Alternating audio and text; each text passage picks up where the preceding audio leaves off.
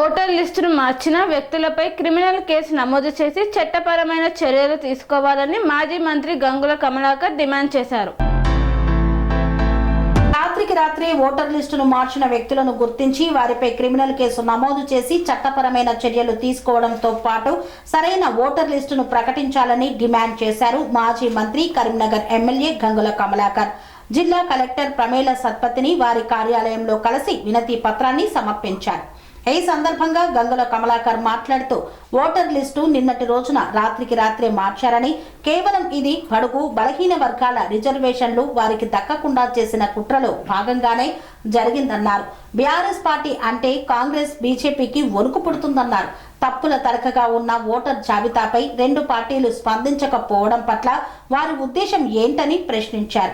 MLA ఇంటి voter లిస్టును తాము నివసిస్తున్న డివిజన్ కాకుండా వేరే డివిజన్ కు మార్చడం పట్ల ఎవరి హస్తం ఉందో తేల్చాలని డిమాండ్ చేశారు. ఒక ఎమ్మెల్యేకే ఇలా జరిగితే మిగతా సాధారణ ప్రజల పరిస్థితి ఏమిటని అధికారులను నిలదీశారు. ఓటర్ లిస్టు రూపొందించిన సమయంలో కంప్యూటర్ ఆపరేటర్ వద్ద ఎవరు ఉన్నారు? జిల్లా కలెక్టర్, మున్సిపల్ కమిషనర్ ఆదేశాలు లేకుండానే ఈ మార్పులు ఎలా జరిగాయి అని ప్రశ్నించారు.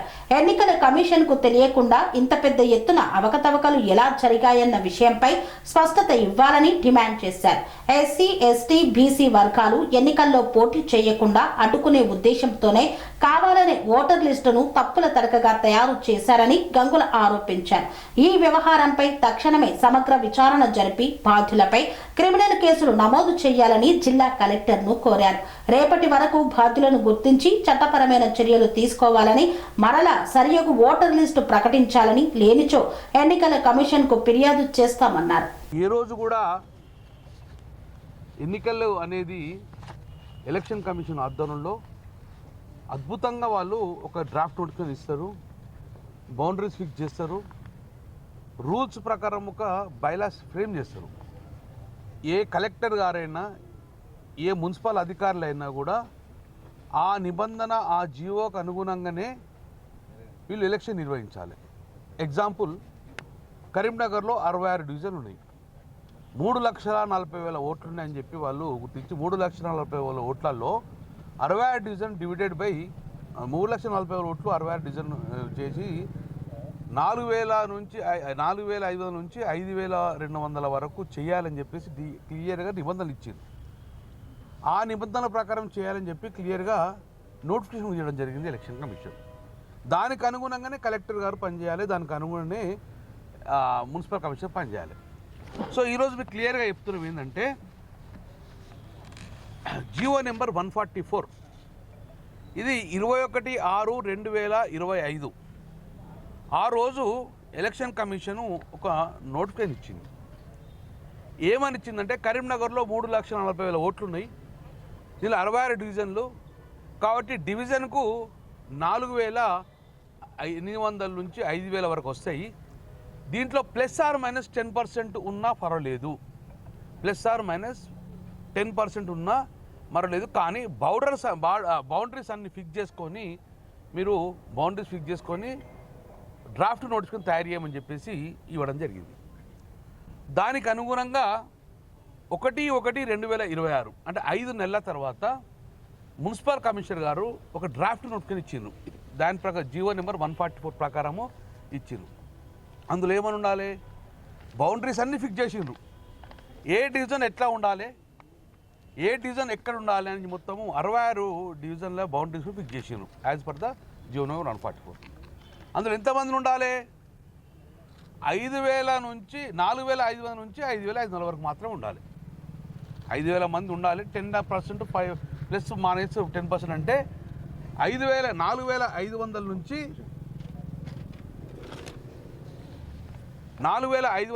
5,500 వరకు మాత్రమే ఏదైతే బౌండరీ లోపల ఉండాలి. సో వీళ్ళు బౌండరీస్ ఫిక్స్ చేసిండ్రు. ఏ రోజు ఏ డివిజన్లో ఎంతమంది ఉండడం ఫిక్స్ చేసిండ్రు, గవర్నమెంట్కి పంపేసిండ్రు. ఇక్కడ వరకు పని అయిపోయింది. ఎప్పుడు పంపిండ్రు, ఇక్కడ ఇట్లా పంపిండ్రు. ఇక్కడ జీవో వచ్చినప్పుడు ఎంతమంది ఉన్నారు బౌండరీ, తర్వాత డ్రాఫ్ట్ అప్పుడు ఎంతమంది ఉన్నారు అని చెప్పి క్లియర్గా పంపడం జరిగింది. ఇది కూడా మీకు పరిస్తాను. నిన్న సాయంత్రం వారు కూడా మొన్నటి వారు కూడా అన్ని మోడిఫికేషన్ అడిగినారు, మేము ఇచ్చినాము, సవరణ చేస్తున్నారు, అంతా అయిపోయింది. నిన్న సాయంత్రం వరకు నిన్న నైట్లో 12 o'clock ఫ్రీజ్ చేస్తారు ఇక ఫైనల్ డెస్టినేషన్. అప్పుడు అందరూ చూసుకున్నారు, ఓకే అన్నారు. 11:45 11:55 వరకు ఇది సేమ్ ఉన్నది. పొద్దున వచ్చేసరికి మొత్తం చేంజ్ అయిపోయింది. పొద్దున వరకు మొత్తం చేంజ్ అయిపోయినాయి.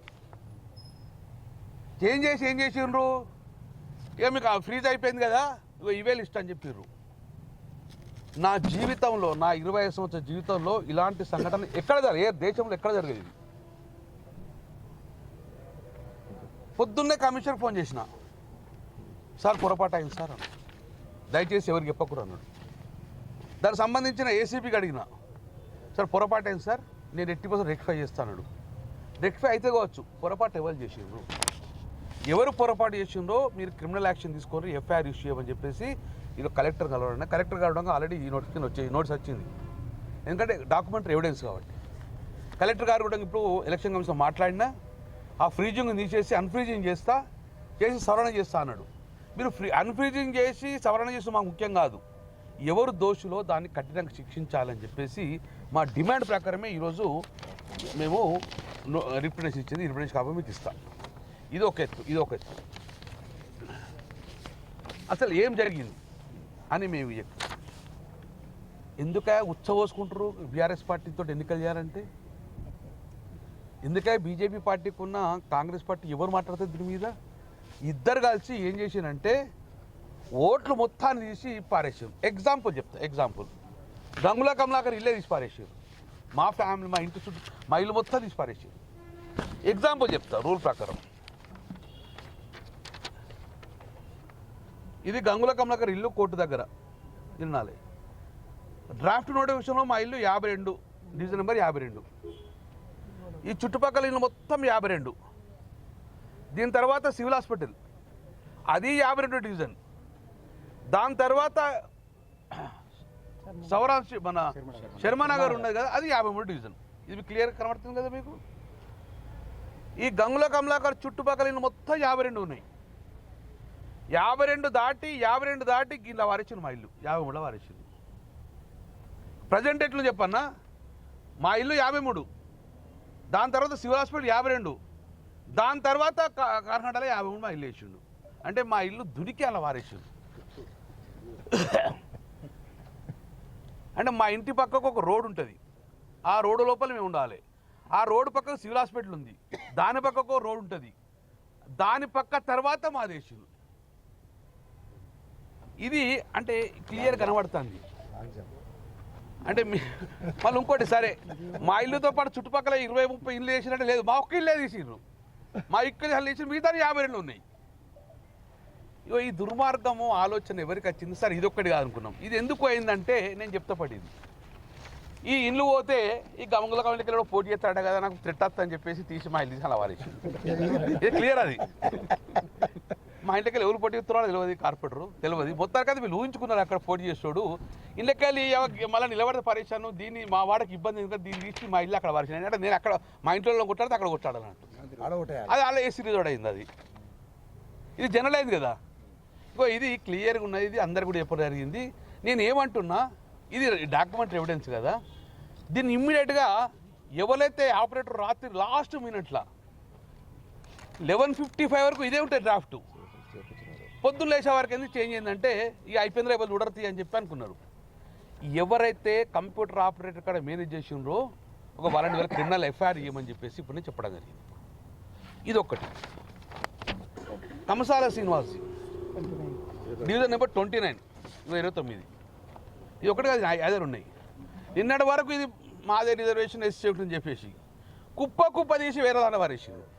కుప్ప పొద్దున సరికి అది మొత్తము లిస్టే చేంజ్ అయిపోయింది. ఈయన ఇల్లు లేవు, ఎవరిని లేవు. ఇట్లా ఒక్కటి కాదు, మొత్తాన్ని కూడా రిజర్వేషన్ల మొత్తం ప్రక్రియ మారిపోయింది. అక్కడ ఉన్న రిజర్వేషన్ మొత్తం ప్రక్రియ మార్చేలో భాగంగా ఈరోజు రాత్రిరంగా ఎలక్షన్ కమిషన్ తెలియకుండానే, ఈరోజు అధికారులు తెలియకుండానే తీసేసి ఇమ్మీడియట్గా తీసేసింది. సో దీంతో పాటు మీకు ప్రజెంట్గా ఒక డ్రాఫ్ట్ ఇస్తాం మీకు. జియో వచ్చినప్పుడు 144 జియో వచ్చినప్పుడు నీ వాడాలో ఉన్న ఓట్లన్నీ ఎగ్జాంపుల్ చెప్తా. 7th డివిజన్ డ్రాఫ్ట్ వచ్చినప్పుడు ఆ ఓట్లు జియో వచ్చినప్పుడు 5207 ఓట్లు అని చెప్పి గవర్నమెంట్కి పంపింది ఎలక్షన్ కమిషన్కు. జియో వచ్చినప్పుడు నీ వాడలో ఎంత ఉందని చెప్పేసి ఇక్కడ నుంచి మున్సిపల్ కమిషనర్ 5200 ఓట్లు అని చెప్పేసి పంపించారు. ఏమన్నా అక్కడే ఉండాలి నువ్వు, ఆల్రెడీ ఫిక్స్ అయిపోయింది నువ్వు. తర్వాత డ్రాఫ్ట్ నోటుకున్నప్పుడు ఏం చేసిందంటే 6486 ఇట్టుకొచ్చింది. ఇట్లా మారితే 1000 ఓట్లు సరే పోని మార్చుకున్నావు చేశారు. బాగా ఎలక్షన్ తోటి నిన్నేమైంది రాత్రి నిన్న పొద్దున 6400 ఉంటుంది, మళ్ళీ రాత్రి 6450 చేసేసి. అంటే నేనేమంటానా, 1 కాదు 2 కాదు, ఇట్లా 4200 రూల్స్కు విరుద్ధంగా, చట్టానికి వ్యతిరేకంగా, జీవోకు వ్యతిరేకంగా ఈరోజు ఇష్టానుసారంగా ఎలక్షన్ కమిషన్ రూల్స్ అన్ని వైలేట్ చేసుకొని ప్రజాస్వామ్యాన్ని కూని చేసింది. ఈరోజు జీవితంలో ఎప్పుడు కాదు, జీవితంలో ఎవరు ఇప్పుడు చేయలేదు. అంటే దానికి అనుగుణం ఏంటంటే ఎలక్షన్లు అంటే పోసుకునే పరిస్థితి వచ్చింది కాంగ్రెస్ పార్టీ బీజేపీ పార్టీకి. దొడ్డిదారణ పోవాలి, రిజర్వేషన్ రావద్దు, మా రిజర్వేషన్ మాకే అనుకూలంగా ఉండాలంటే కుప్ప ఓట్లు ఇవ్వాలని చెప్పేసి చెప్పడం జరిగింది. ఈరోజు ఇవన్నీ మీకు వివరిస్తాము, ఇవి క్లియర్ ఎవిడెన్స్ ఇస్తాము.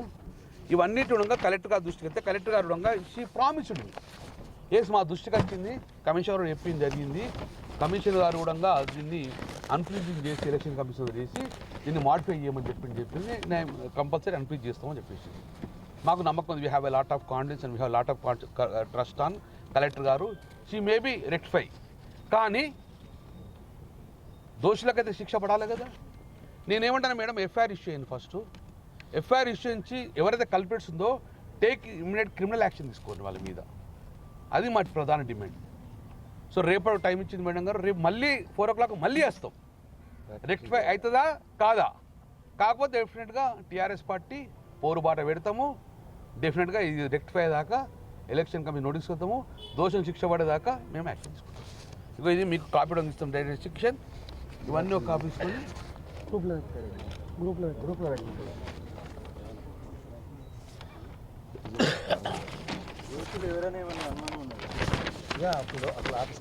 నాయకుడు నేను చెప్తాడు.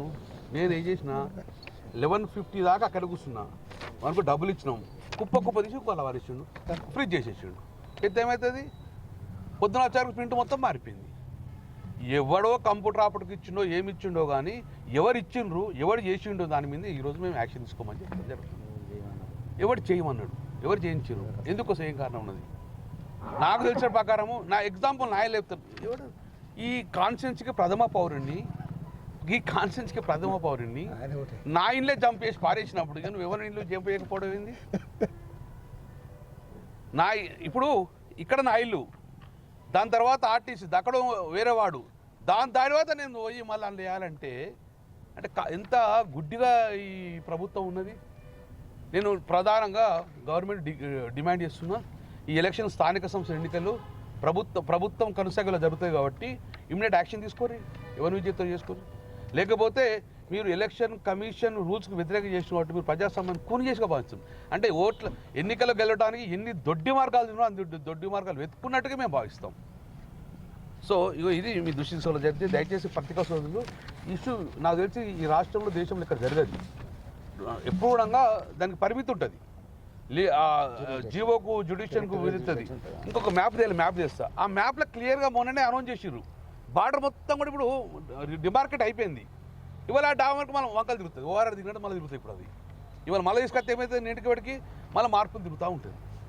సో ఇది మా డిమాండ్. ఇది మీకు అన్ని కాపీలు కూడా పంపిస్తాం, దయచేసి మీరు ఎంక్వైరీ అని కోరుతున్నాను. Thank you very much. మేమంటే భయపడే అందరూ మార్చింది ఎందుకంటే 10 సంవత్సరాలు ప్రభుత్వంలో డెఫినెట్గా ఈ మున్సిపల్ మేయర్గా మేము చేసుకున్నాం, డెవలప్మెంట్ మేము చేసినాం. వాళ్ళు సర్వే చేసుకున్నారు కాంగ్రెస్ బీజేపీ, ఎవడు ఓటేసే పరిస్థితి లేదు, ఎక్కడ చూసినా ఓటేసే పరిస్థితి లేదు. కాబట్టి దొడ్డిదారిన పోవాలని చెప్పి కుప్పలు తీసి ఓట్లను తీసి పారేసేది. కానీ నయం పడి దేవుని దేవాల మానకుండా కాన్సే లేనా ఓటు నా ఇక్కడనే ఇచ్చిండు. మరి తెలుగు కూడా తీసుకుపోయి అంత అల్లుండలో వారెత్తాను అనుకున్న భయం ఏంది. నా పక్క సైన్స్ కాలేజ్ ముందటే ఇచ్చిండు.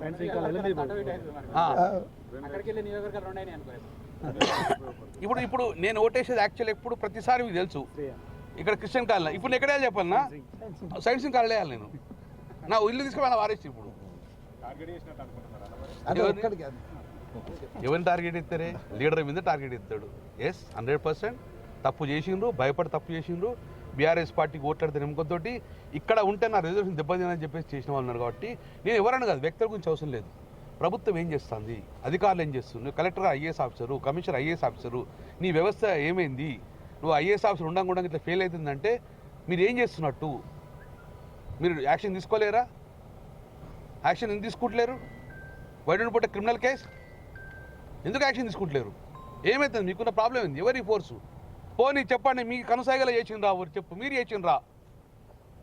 అధికారులు గిట్ట మీరు చేసిండ్రా, లేకపోతే కింద మీరు స్టాప్ చేసిండ్రా చెప్పాలి. దీన్ని రెక్టిఫై కాకపోతే మీ బాధ్యత ఉందని మేము భావిస్తాం. అంటే రిజర్వేషన్ మొత్తం మారిపోతుంది. అక్కడ ఉన్న ఒక 200 మంది ఎస్సీలను గిట్ట తీసి పారితే జనరల్ అవుతుంది. అక్కడ ఎస్సీ దాంట్లో జనరల్ చేసేదానికి ప్రయత్నం కొంతమంది చేసిండ్రు. బీసీ దాని అవకాశం ఉన్నదాన్ని తీసుకొచ్చి జనరల్ చేసేసిండ్రు. ఇప్పుడు అది బీసీ అవకాశం ఉండే దాన్ని తీసుకొచ్చి జనరల్ వారేసే ప్రయత్నం చేసిండ్రు. అంటే ఏ బడుగు బలహీన వర్గాలకు రాజకీయ ప్రాధాన్యత సంతరించుకుందని చెప్పేసి ఎవరో తీసేసిండ్రు. చుట్టూ దళితుల ఓట్లు ఉంటాయి, దాన్ని ఓసీ చేసే ప్రయత్నం చేస్తారు. కొన్ని దళితుల ఓట్లు తీసేస్తే అగో ఈ పరిస్థితి వలన ప్రజాస్వామ్యం కూనవుతుంది. కాబట్టి దీన్ని ఎవిడెన్స్ ప్రకారం ఇవ్వడం జరిగింది. కలెక్టర్ గారికి ఇచ్చినాము. She accepted. కలెక్టర్ కావడం కన్విన్స్ అయినరు, కమిషనర్ కన్విన్స్ అయినరు. కాబట్టి కన్విన్స్ అయింది కాబట్టి యాక్షన్ తీసుకోమని మేము డిమాండ్ చేస్తాం. పనేసియా మెరిడియన్ హాస్పిటల్స్ ప్రతి సామాన్యుడికి అందుబాటులో అంతర్జాతీయ వైద్య ప్రమాణాలతో వైద్యం, 24 గంటల అంబులెన్స్ సర్వీసుతో పాటు అత్యవసర సేవలతో ఏర్పాటైన చికిత్సా విభాగం. మా దగ్గర గుండె సంబంధిత, మూత్రపిండ, కాలేయ, కంటి జబ్బులకు, మోకాళ్ల శస్త్ర చికిత్సతో పాటు కోవిడ్-19, బ్లాక్ ఫంగస్ వంటి వైరస్లకు, అన్ని రకాల ఆరోగ్య సమస్యలకు నమ్మకమైన అత్యాధునిక వైద్య చికిత్సను అందిస్తున్న హాస్పిటల్ పనేసియా మెరిడియన్ హాస్పిటల్స్. మీ ఆరోగ్య సమస్య ఏదైనా ఇప్పుడు పరిష్కారం సాధ్యం. సంపూర్ణ ఆరోగ్యం కోసం సంప్రదించండి Panacea Meridian hospitals. Opposite Bheeramguda Kaman, RC Puram, Sangareddy district. Pin code 502032. సంప్రదించాల్సిన ఫోన్ నెంబర్ 0845524177 మరియు 7893757770.